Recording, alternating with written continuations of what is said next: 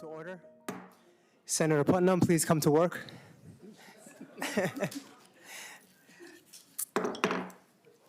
First up, we're going to introduce some new members and staff. We have Senator Heinzman here today, or not yet, so I'll skip so far. We have Mr. Hunter and Ms. Bird, who are going to be our counsel and our fiscal analysts, so welcome to both of you. You want to both say briefly about your background and say hello? Yes, Louis Hunter, Louishunter. Thank you, Mr. Chair.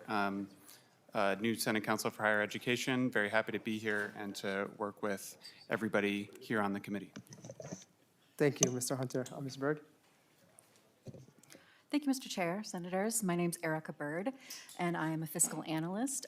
Started with the Senate in late 2025, and I'm with the Senate Council Research and Fiscal Analysis Office, and I'm happy to be here and assisting you with any fiscal analysis needs you have this year. Thank you. Thank you so much, Ms. Bird. We have 3 pages, Jillian, Sunny, and Paige, who are all in the back that are going to be helping us throughout the session as well. So with that, I guess we're going to jump into it. On the agenda today, we have the presentation around the Enrollment Fraud Working Group, the report to the Legislature. So we're going to have Minnesota State Colleges and Universities come up and present. First up, we're going to have Craig Munson, Chief Information Security Officer with Minnesota State. So welcome. Please introduce yourself for the record, and you may begin. Good morning, or good afternoon rather. I'm Craig Munson, and I'm the Chief Information Security Officer for Minnesota State Colleges and Universities. All right. So Chair Fateh and committee members, as I said, I am the CISO for Minnesota State Colleges and Universities, and I oversee the security safeguards. Mr. Munson, sorry, do you mind pulling the mic closer to your mouth? Thank you. Is that better? Yes, thank you. Hear me okay? All right. And I oversee the security safeguards for the large systems that are used by our 270,000 students, faculty, and staff. I also worked on the legislative report that we are discussing today. I'd like to let you know that my testimony might be a bit measured today, and it may seem like I'm not providing enough detail. And our posture in these conversations is always that fraudsters are always listening and learning. So there may be some questions I might be unable to respond to with deep details. Before we jump into the report, I'd like to provide some background and some context around the type of student fraud we are seeing and how we are responding. So we've been hearing this term ghost student for several years now. So what is a ghost student? Ghost students are fraudulent enrollments created using stolen or fictitious identities. These fabricated students are often acquired via the stolen identities, and they exploit college application systems to illegitimately obtain government aid and other institutional services. So why are we seeing this more over the past several years? So ghost students have existed for quite some time in higher education. This is not a new phenomenon. However, ever since the pandemic compelled many higher education institutions to offer more online classes, this type of enrollment fraud is on the rise. Colleges and universities across the nation have quickly become a primary target for fraudsters who believe that both public and private schools tend to be much slower in adopting the cybersecurity defenses. So in general, what are our risks? The fraudsters conduct these attacks at scale, often attempting to enroll hundreds or thousands of fake students at once. If these fake students manage to get enrolled, they then apply for Pell Grants and other federal college subsidies, stealing money that was intended for real students in need of financial aid. Fraudsters also trying to gain access to services including productivity software such as like Office 365. They try to gain access to our learning management system and email systems with the purpose of creating phishing attacks, causing further harm to our students, our faculty, and our staff. So what are we seeing at Minnesota State and our 33 colleges and universities? We have seen a significant increase in fraud attempts over the last 3 years. During that time, we spent a good amount of time learning the tactics and techniques of the fraudsters. We have implemented a variety of safeguards to mitigate the effects of these fraud attempts. Many of these attacks are coming from countries so they're outside of the United States. Our analysis shows that the fraudsters are often very well organized and they're well financed. They use modern techniques to avoid detection and they collectively make tens to hundreds of fraud attempts per day on our systems. They use those productivity tools and AI to automate much of their work. Now, speaking of artificial intelligence, so with the influx and the awareness and use of AI, fraudsters have access to sophisticated technology tools that assist them in their fraudulent activities. It should be noted that we also leverage AI in our detection and response systems. So how are we protecting ourselves? We know that this is a phenomenon that will never 100% be remediated as fraudsters continually change tactics. What we focus on is risk mitigation. Minnesota State has been adapting to these attacks for several years now. Over the past 2 years, a cross-functional team has been meeting and are largely doing the things highlighted in this bill. And we've been working with our partners in academic and student affairs and their communities of practice. Some of these safeguards are manual work, with staff members reviewing student applications and validating that this is a real person. Sometimes additional identity proofing is required. And we are looking at utilizing the validation tools provided by a system called Workday for when we implement our new student information system. I'd like to mention that there are some off-the-shelf solutions, and for a long time, they were not well suited for student environments, as many of these systems are mainly useful for people who have established credit profiles. Their accuracy degrades for people who are under 25 years of age, and even more so for those that are under 21. And at our high schools, our PSEO students who are under 18, this is quite an ineffective system. However, I am happy to report that new off-the-shelf solutions have become available over the past year, and they're now usable or workable in the higher education space. Our cybersecurity and academic teams are working together to ensure that we do not create equity gaps in our remediation tools, but at the same time leverage these safeguards effectively to mitigate the attacks. As an open access organization who brings in all, we need to maintain a balance between accessibility and fraud protections.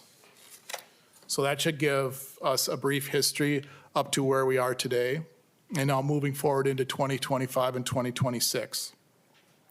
The Minnesota State Colleges and Universities Enrollment Fraud Working Group was convened pursuant to the 2025 session law to develop policies and procedures to prevent fraudulent enrollment in online courses.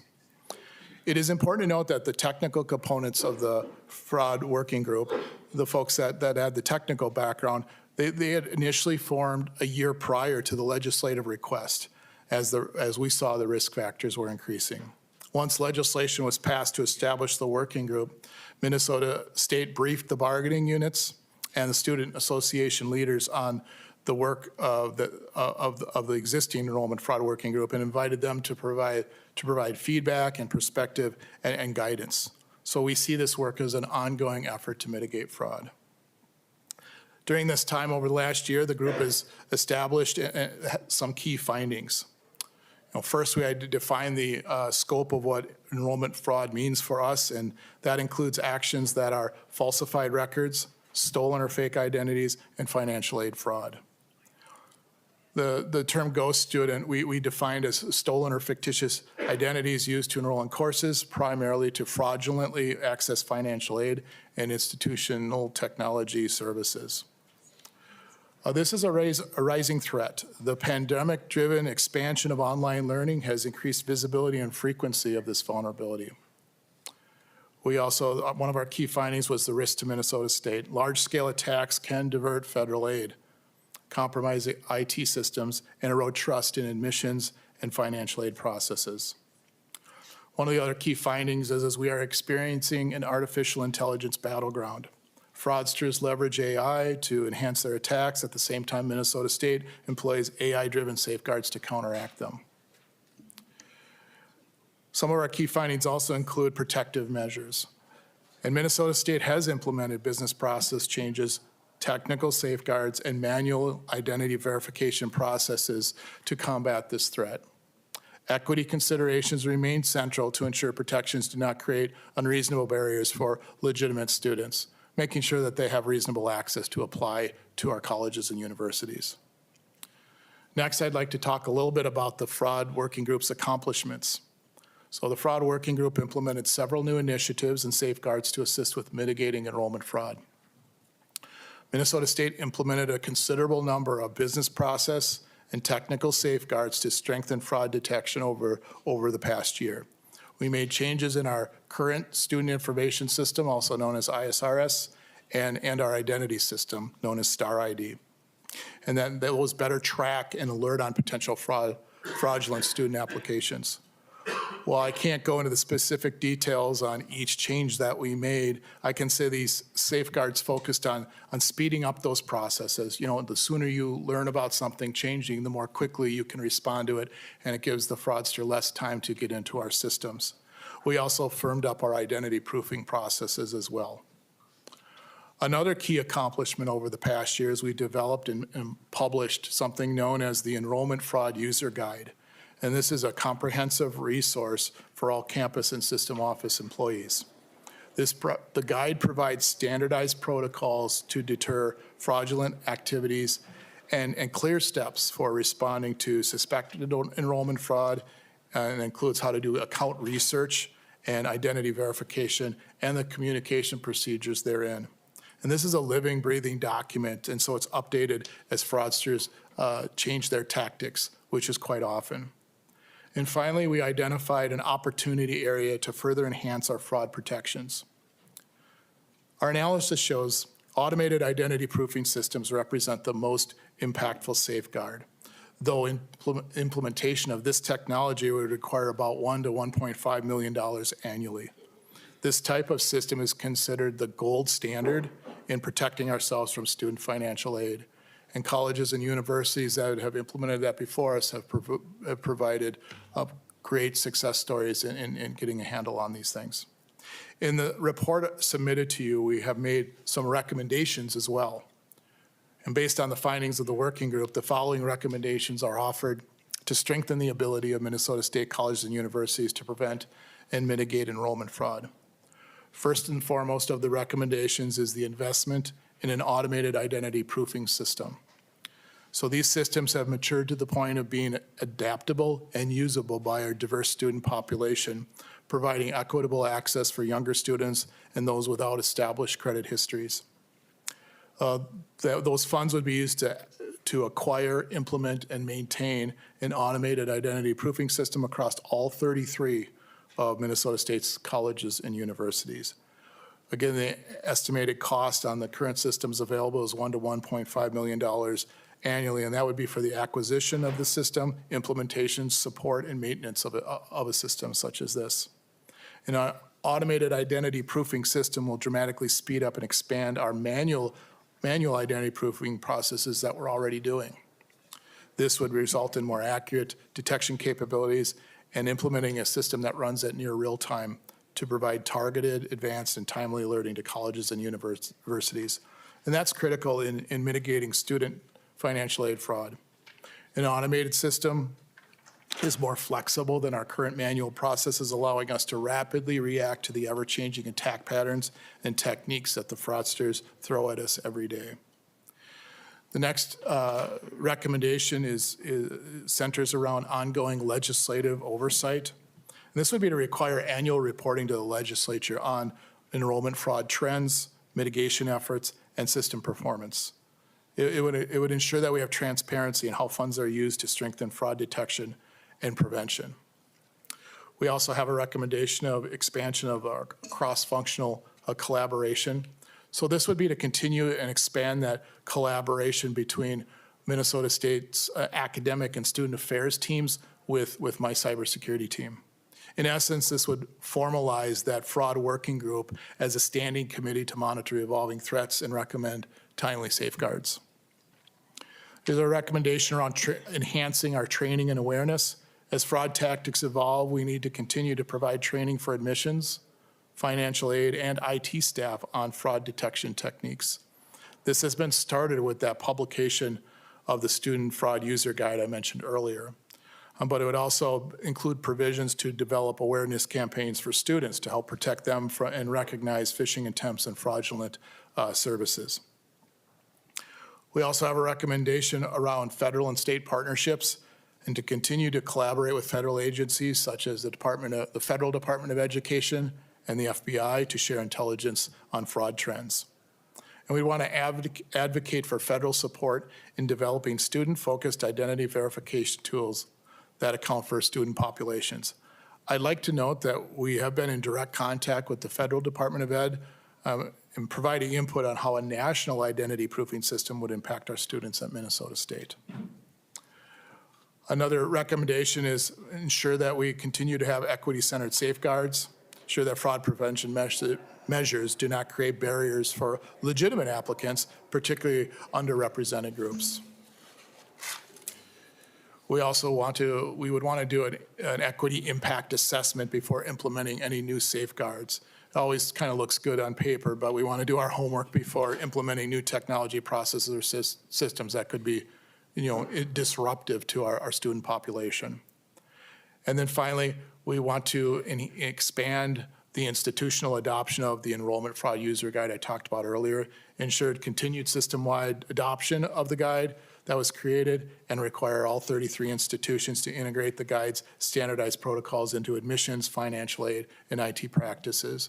The reason we put that in the recommendation is we just recently published it, so we're kind of in the process of spreading it out to all 33 of our colleges and universities. I'd also like to note that we continue to provide ongoing updates to that guide. It'll be like a living, breathing document, so as it will evolve as fraudsters change their tactics.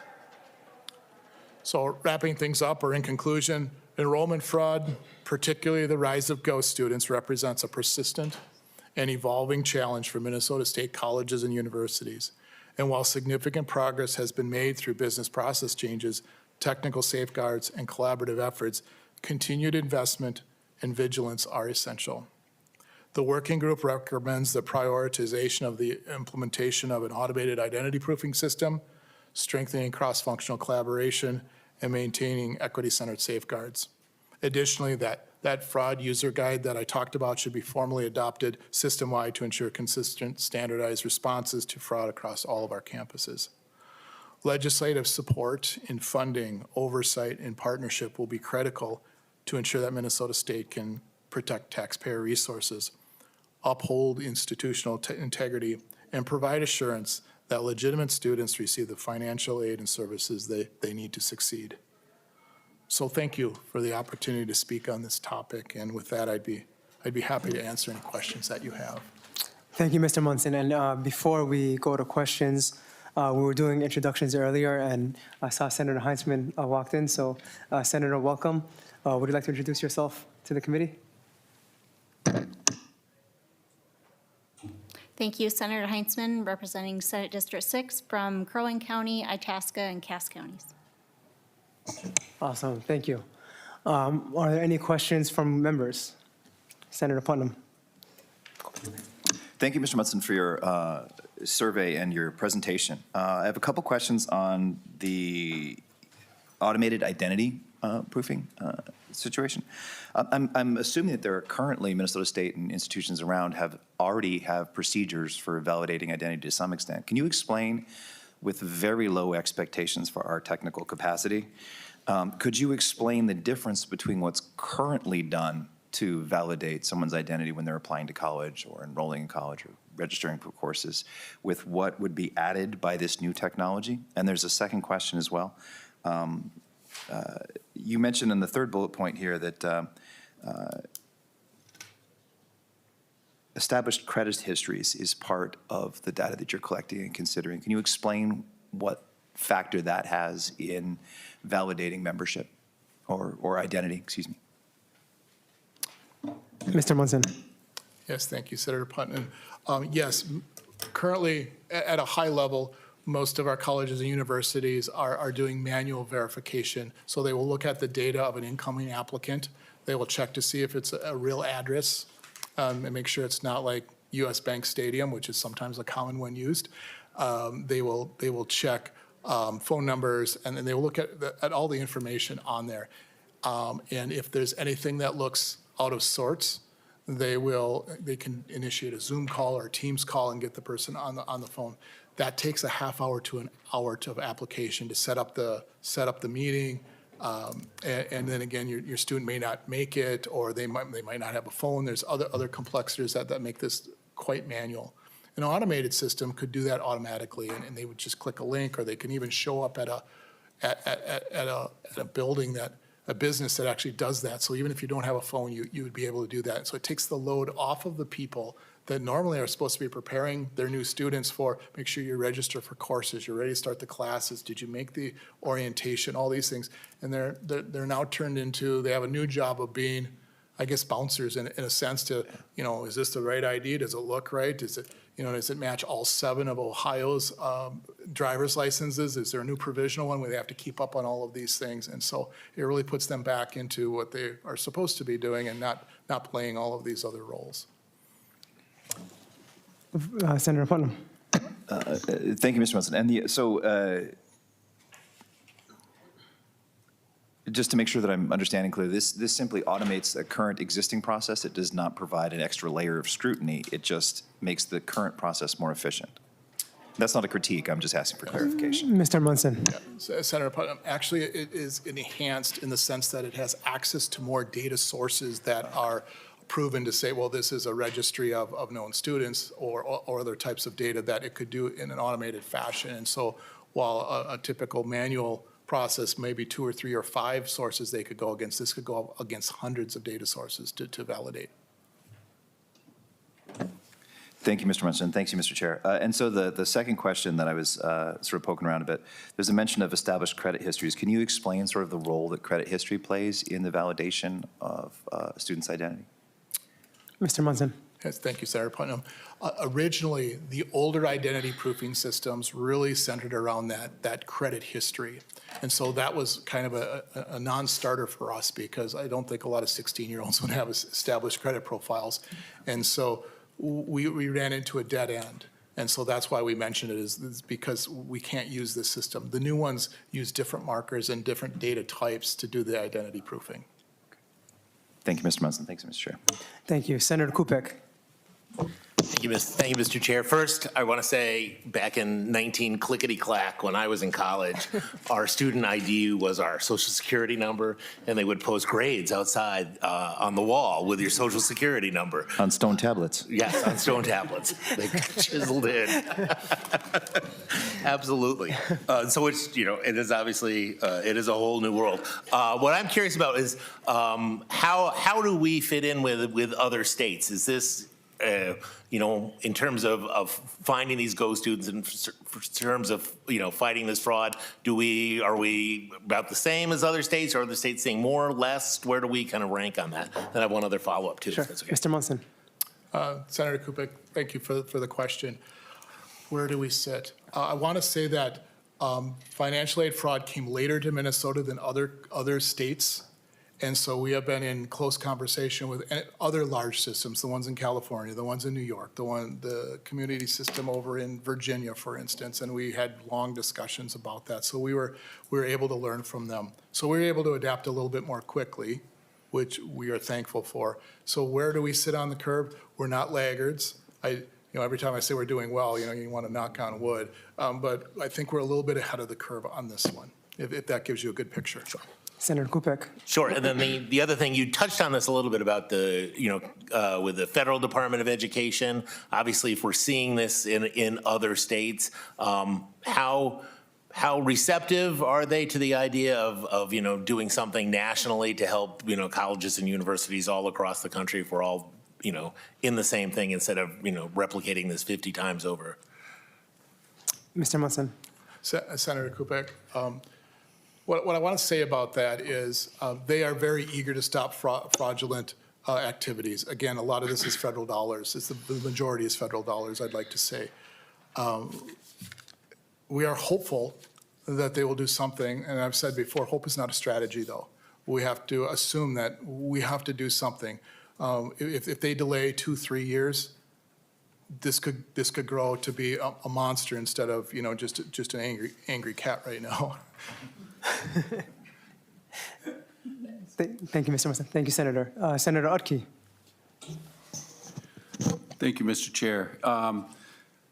Question, what percentage of, and this is be across the whole system here in the state, what percentage of the applications are you seeing that are fraudulent? And I know that, this is a fairly new task that you're taking on, but yet I know that various campuses have been watching and battling this problem for a while already. Across the system, do we know what that number is? Mr. Munson.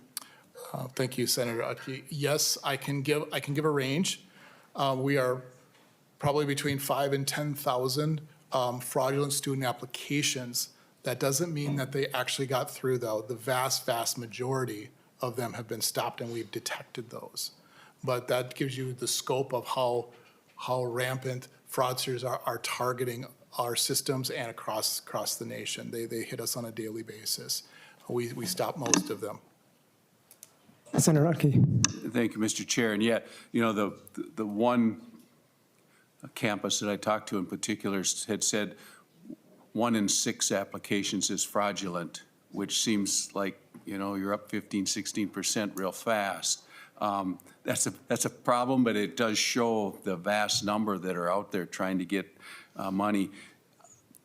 Do we have any grasp on how much has made it, how many fraudulent applications have made it through, so we know, any idea what kind of money we've lost at this point? Mr. Munson. Yes, Senator Utke. Yes, we do have some numbers. I don't have them myself personally because I'm not in the financial aid group, but we do have a handle on it. We'd probably want to share that offline because we don't want fraudsters to know which areas they're successful and which they're not, so that they can change it again. We also don't want to tip off the fraudsters on how much we know about what their activities are as well. But we could provide some guidance or some information of that offline if that would be all right. Sure. Mr. Chair. Senator Yeah, and if there's to follow up with that, if you could supply that, get it to our committee administrator who could share it with the members here. I think it's good to have that data to know, this is new, so it's kind of like where are we starting from, so that in a few years we watch progress and see how we're gaining on this, because as we're trying to shut them down, they're getting more sophisticated. So this battle is not going to be over anytime soon. But thank you.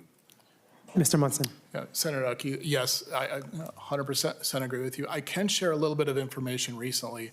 One of the things we are seeing is in some of our colleges and universities, we're starting to see a decline in the amount of fraudulent applications. And so we still have to get a little bit better data on, are they going someplace else? Are they giving up? Are they just giving up altogether? But we are seeing some positive signs in the work that we've done so far. All righty, thank you. Okay. I want to quickly piggyback off what Senator Utke asked. And so if there's 10,000 applications that are, say, detected, right? What is the next step then? Is there an effort to find out who the person is, their identity? I know a large number of them are out of country or whatever, but those that are domestic. What are the next steps? Chair Fateh, yes. The very first thing that we need to do is we need to alert all 33 of our colleges that this is, I'm going to say, a bogus or a bad ID, and kill its access to everything and put a hold on any type of financial aid. That is the very first thing that we do, and we have a pretty good process in place for that. As far as then, usually if it's federal aid, we have to notify the Federal Department of Ed and give the specifics on that, and they tell us further actions to take on their behalf. And we provide them reports and information about it, and they may decide to do further investigation. We have not done a lot of, specific, we're going to try and catch the fraudster, because usually it's outside of the United States anyway, because it's incredibly expensive to have the resources. My team is relatively small to be able to do that type of level of investigation. It just is, our job is to stop the bleeding and then move on. And then the ones, thank you. And then the ones that are out of country, do we know which countries are more aggressive? Do we know which ones are targeting our colleges and universities? Mr. Martin? Yes, Chair Fateh, we do have a few that are we'll call them frequent flyers, that we are, but I don't want to identify them publicly because then they will move. We've seen them move from country to country as the same group, so we don't want to say, well, we caught up to you where you're at now. Thank you. Senator Verbein. Thank you, Mr. Chair. I just want to follow up on the conversation about those who may not have like established credit history or younger students. You had said that there's a process manually to check things like addresses or to get someone on the phone. What are some of those barriers that students may have? Is it access to a phone, internet, if someone's maybe highly mobile or homeless and doesn't have like a stable address? What are some of the ways that you're able to work around the barriers that students may have? Mr. Munson. Senator, thank you. You actually identified basically the areas that where we're finding some of that inequity. They don't have phones, they don't have access to technology. Alternately, we can call them on the phone. Sometimes they'll come in. So we have alternate ways to work with our students, and our enrollment staff will know if we're doing something that's too burdensome for any of our students. They are quick to give us feedback in that space.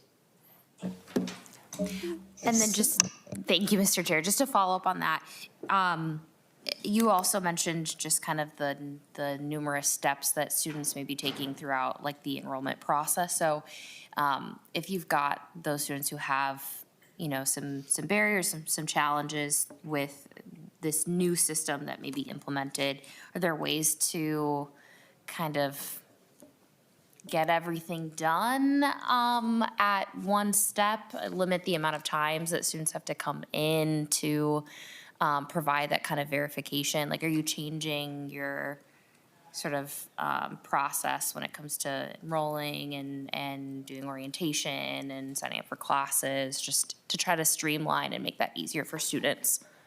Mr. Munson. Thank you, Senator. I don't know the process very closely. I spend more time in cybersecurity, but I do know that there are many alternate paths to become enrolled.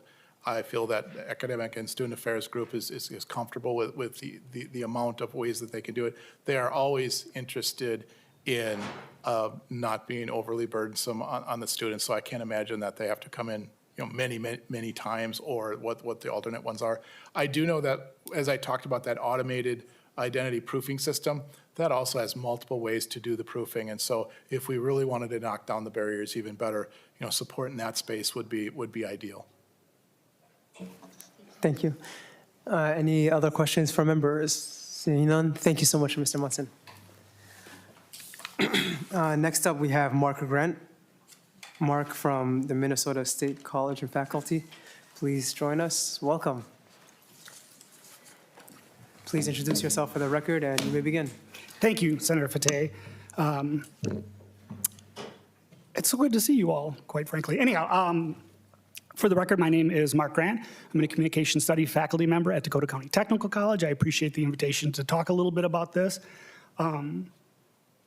I currently help assist the governmental relations work on behalf of MSCF. Let me start by saying that the work group, MSCF is well represented in the work group by Dr. Joe Haker of Century College. He is currently on sabbatical, and this time did not work very well for him. He's infinitely smarter about this stuff than I am. But in his absence, I can share with you from a faculty perspective, some of the things that we're seeing across the state. First and foremost, faculty have reported significant declines in the appearance of ghost students in their class. Full stop, like just that. And based on some, I think, well-intentioned constructive criticism I got in my last testimony, let me just reiterate, Minnesota State is doing great. They're doing super. There, anyhow. However, that reduction doesn't equal zero. And as appreciative as faculty are for all of the front end work, we are struggling a little bit with what to do when they do slip through and are in our classes. That inevitably leads to conversations about resources and technology and detection tools and all of that. But before we get to that, I think, because I'm not equipped to have those conversations, but we do need to have a conversation about expectations. Faculty, we have a longstanding obligation to report no-shows in the first 10 days of the semester. The attempt is to flag students who don't show up prior to financial aid being dispersed. We then have an ongoing obligation to report last day of attendance when students go MIA for 2-ish weeks or so. But above and beyond that, we have simply told our faculty, if you suspect something, please say something. Sorry, I just lost my spot. I think this is a good time to remind folks that as far as MSCF is concerned, in its current Go Student iteration, some, I certainly can't say all, and I can't speak for the hardworking folks in the cyber area at Minnesota State, but certainly some at Minnesota State became aware of Go students through Minnesota State College faculty. We had a faculty member who noticed significantly unusual enrollment patterns in their courses. They brought it to us, and we brought it to Minnesota State. I was in on that call. This is what we're seeing. Hey, have you ever seen that before? And the answer on the other line was no. So you know, we feel like we were significant in bringing it forward. I bring all this up because the expectations we don't feel have still been completely clearly defined. If faculty are expected to do things beyond the mandatory, obligatory attendance tracking and reporting, then somebody needs to tell us that. Because in that absence, we have folks all over the state who are doing any number of things to try to manage their course, including setting up individual Zoom meetings simply to determine the authenticity of a student.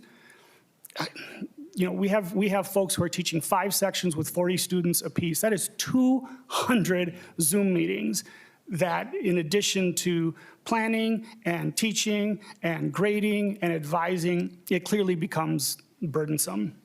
Our fear, of course, is that everybody thinks things are being done, but all those people also assume that somebody else is doing them. When each thing that doesn't happen at the system level or the college level ends up in the classroom. And that's, our folks are simply requesting a little bit more direction, a little bit more guidance as to what happens when that's the case. We understand that this is a moving target, and we remain committed to continue to work with Minnesota State, work with you all to maintain the integrity of our online classrooms. Of course. Thank you so much, Mr. Grant. Are there any questions for Mr. Grant? Senator Umuverbain. Thank you, Mr. Chair. Just as you were sharing, you know, the concern that if it's not caught on the kind of the front end at the system level, then it's, you know, in a class, you've got so many students, it's going to be difficult to verify.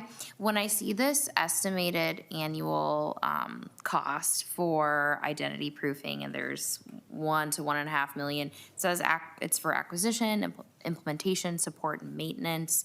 I assume most of that is for the system. Maybe this is a question for our previous testifier, but would that include like some safeguards for, you know, let's say a faculty member notices something and there's a person or there's a system in place to then kind of handle that verification so they don't have to do it? Would that be included in the $1 million to $1.5 million? Mr. Grant. Thank you for the question. That's probably better directed at the system. I'm not entirely sure if that would include that classroom level of screening.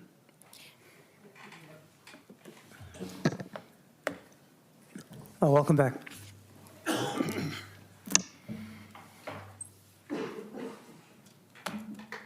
Thank you.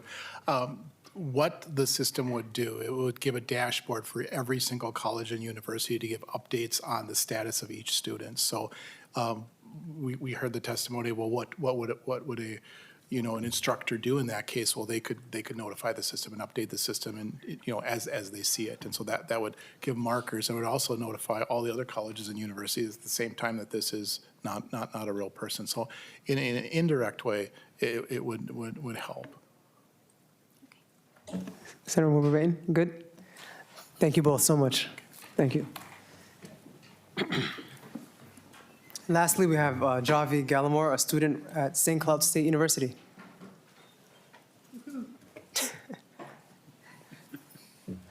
Welcome. Please introduce yourself for the record, and you may begin.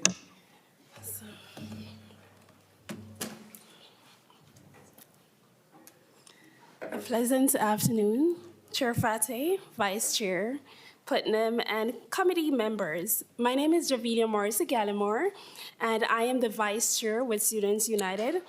I appear before you today as a student, but also as someone who works closely within the systems that shape student access, financial aid integrity, and institutional trust across Minnesota State.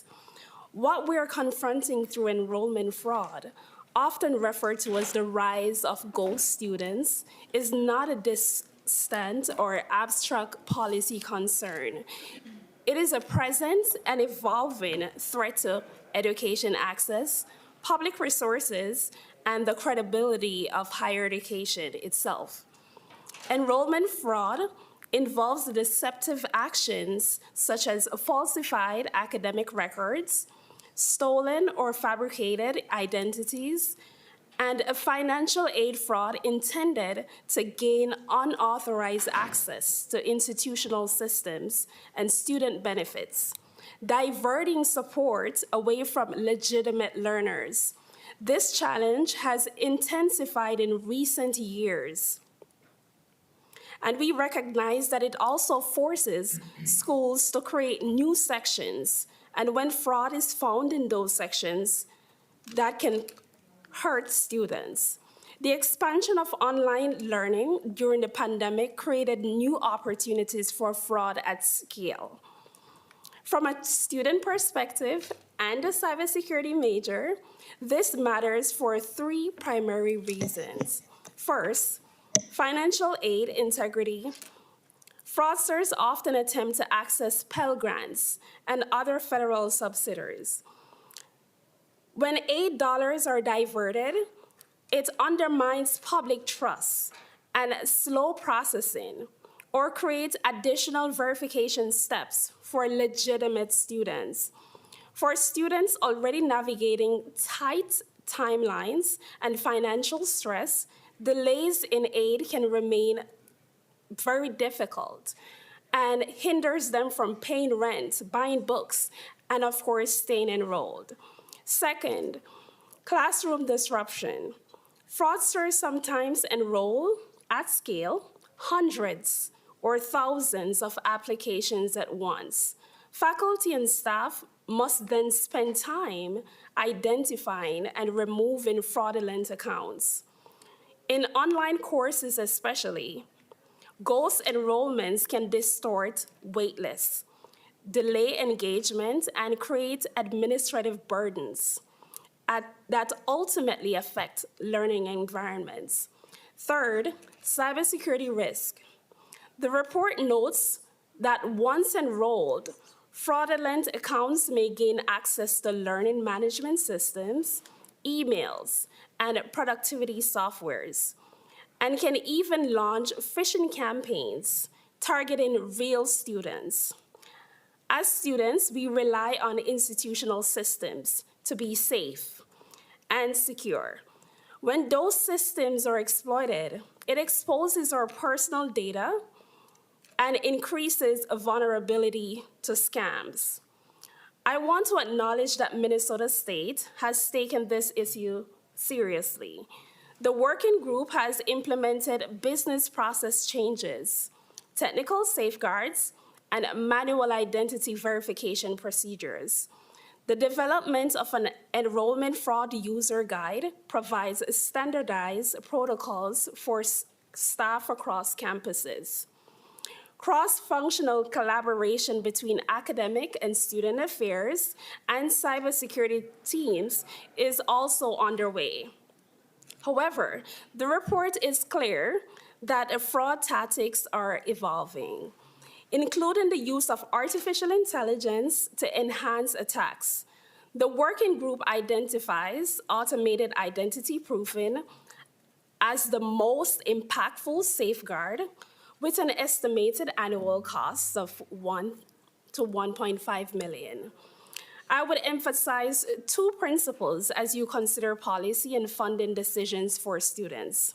Protect access while strengthening safeguards. The report appropriately centers equity considerations, noting that fraud prevention measures must not create barriers for legitimate students, particularly younger students and those without established credit profiles. Many Minnesota State students are first generation, low income, or returning adults.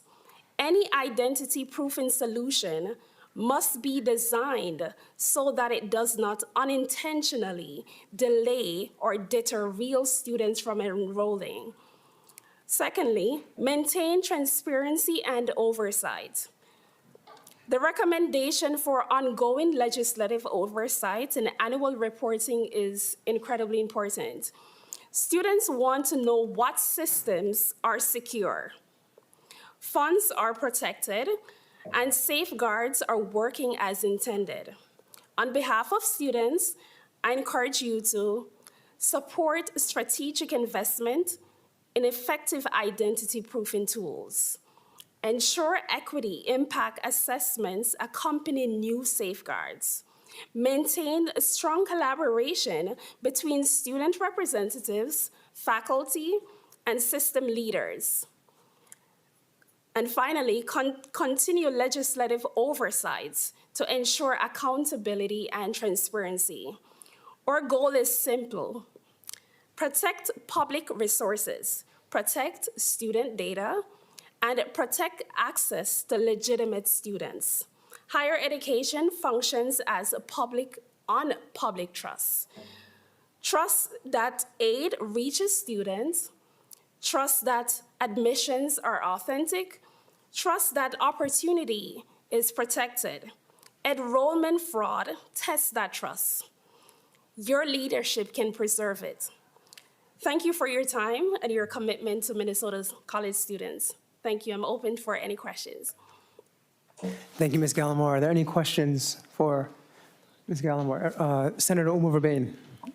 Thank you, Mr. Chair. I'm just curious from the student perspective what the enrollment process looks like, and when you emphasize that we protect access while strengthening safeguards, particularly for first generation low income students, are there, again, any particular barriers that come to mind that we need to make sure this new process is like accommodating for those students and doesn't disrupt their enrollment? Ms. Gallimore. That's an excellent question. Outside of what was mentioned by the systems office, we're in great support of that. But we're hearing from campuses that support staff are exhausted.